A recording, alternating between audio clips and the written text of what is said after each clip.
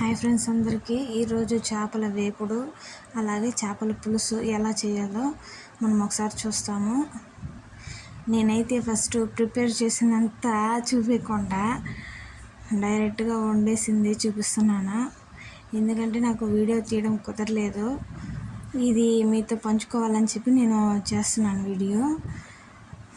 చూసారు కదా, చేపల పులుసు అనేది అందరూ చేస్తారు, కానీ ఒక్కొక్కరు ఒక్కొక్క వెరైటీగా చేస్తారు. నేనైతే ఇలా చేశాను. ముక్క బాగా ఉడికినాక ఎర్రగొచ్చిన తర్వాత అలా చేసుకోవాలి.